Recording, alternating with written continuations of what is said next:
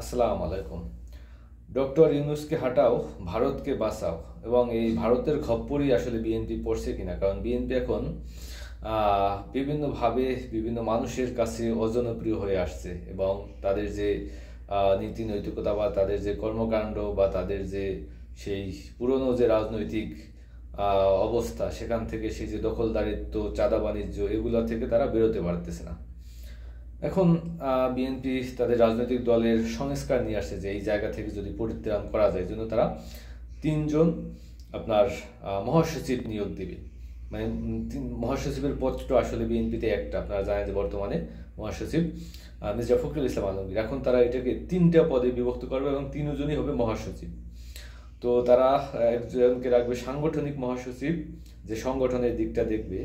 আরেকজন থাকবে আন্তর্জাতিক মহাসচিব এবং আরেকজন থাকবে প্রশাসনিক মহাসচিব।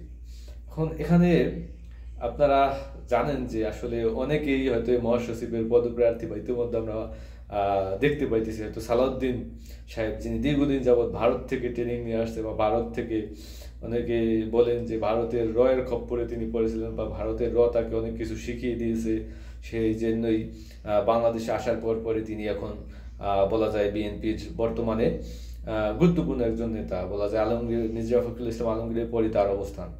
তো মোটামুটি বোঝাই যাইতেছে আপনার এই যে সালাউদ্দিন সাহেবকেই যদি আসলে বিএনপি আন্তর্জাতিক বিষয়ক মহাসচিব করা হয়, তাহলে মোটামুটি এটা বোঝা যাবে যে আসলেই ভারতের খপ্পরেই বিএনপি পড়েছে। এবং সাংগঠনিক দিকটা আসলে কারা দেখবে? সাংগঠনিক দিকটা কি রুহুল কবির রেজভী আসবেন, নাকি মির্জা ফখরুল ইসলাম আলমগীর ইনিই থাকবেন? এটা একটা দেখার বিষয়। এবং প্রশাসনিক মহাসচিব কে হওয়ার যোগ্য, আপনি কি মনে করেন বিএনপির ভিতরে? আমি ব্যক্তিগতভাবে মনে করি প্রশাসনিক যোগ্যতা রাখে, প্রশাসনিক মহাসচিব যদি বিএনপি নিয়োগ দেয় কাউকে বা করে, তাহলে সেটা বাবর সাহেব কিন্তু উপযুক্ত ব্যক্তি। কিন্তু বাবর সাহেব জেল থেকে বের হওয়ার পরে তিনি কিন্তু একটা সাইড লাইনে আছেন বা তাকে কোনোভাবেই সামনে আসতে দেওয়া হইতেছে না।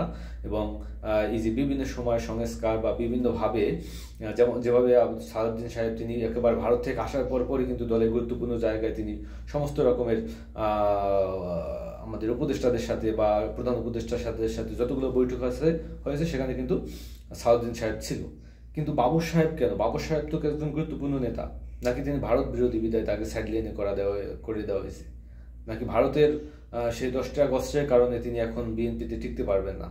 এটা খুব গুরুত্বপূর্ণ বিষয়। যদি বাবর সাহেবকে মহাসচিব করা হয় বা বাবর সাহেবকে যদি প্রশাসনিক মহাসচিব করা হয় বা আন্তর্জাতিক মহাসচিব, যখন একটি গুরুত্বপূর্ণ বা ওনার সব থেকে বেশি জনপ্রিয়তা আছে, তো সেই জায়গায় উনি একটি গুরুত্বপূর্ণ জায়গা বিএনপির ভিতরে পেতেই পারে। এখন সেটা কি তাকে করা হবে?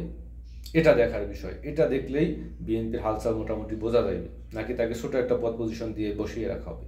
আপনারা জানেন যে ইতিমধ্যে তারেক রহমান কিন্তু সতর্ক করেছেন যে যাদেরকে এমপি করবেন, মন্ত্রী করবেন, যাদেরকে মন্ত্রিত্বের জায়গা দেওয়া হবে, তারা বিতর্কিত হতে পারবেন না, বিতর্কিত কোনো নেতা হতে পারবেন না। তো বিতর্কিত নেতা তো সালাউদ্দিন সাহেবও বিতর্কিত নেতা। তিনি আইসাই দেখলাম, আপনারা নিউজে দেখছেন যে তিনি আপনার ইয়েতে যখন গেছিলেন, তার এলাকায় না কোন জায়গায় গেছিলেন, তখন কিন্তু তিনি সেই ইসলামের গাড়ি ব্যবহার করছিলেন। তো এভাবে কিন্তু বিভিন্নভাবে বিভিন্ন গুরুত্বপূর্ণ নেতাদের কাছে একটা আপনার তাদের গায়ে কিন্তু দাগ আছে। তো সেই জায়গা থেকে তিনি কাকে নেবেন মন্ত্রী হিসাবে? এই দাগ বাদ দিলে কি নেতা খুঁজে পাবেন? এখন বিএনপির একদিন আপনি দেখেন যে বিএনপির যে চেয়ারম্যান, সর্বোচ্চ পদ একজন বেগম খালেদা জিয়া এবং ভারপ্রাপ্ত আবার রয়েছেন তারেক রহমান। এখানেও দুটো চেয়ারম্যানের পদে তারা দুজনে আছেন। তো তারা এখন তো সম্পূর্ণ চেয়ারম্যানের দায়িত্ব তো তারেক রহমান নিতে পারে, বেগম জিয়া তো বয়স হয়েছে। এখন এই যে বিশ্বাসের জায়গা, বিএনপির যে সব থেকে বিশ্বাসের জায়গা ছিল আপনার জিয়াউর রহমান কিন্তু কোনোভাবেই ভারতের সাথে আপোষ করে নাই। বেগম জিয়া কিন্তু আপনার ভারতের সাথে, আওয়ামী লীগের সাথে আপোষ করে নাই। এখন সেই আপোষহীন যে জায়গাটা, সেই জায়গাটা কি তারেক রহমান ধরে রাখতে পারবে, নাকি তিনিও ভারতের সাথে আঁতাত করে ভারতপন্থী যে রাজনীতি বাংলাদেশে আছে বা গুরুত্বপূর্ণ পদ পজিশনও বিএনপির ভিতরে ধরে রেখেছে, এরকমের কিন্তু অভিযোগ আসছে। তো তাদেরকে সাথে নিয়ে কিন্তু তিনি রাজনীতি করবেন? এটা একটা গুরুত্বপূর্ণ বিষয়। ভবিষ্যৎ বাংলাদেশে রাজনীতি করতে হলে সেই রাজনৈতিক পথ চলা কীরকম হবে সেটা এখন বিবেচনা করার সময় এসেছে তারেক রহমানের।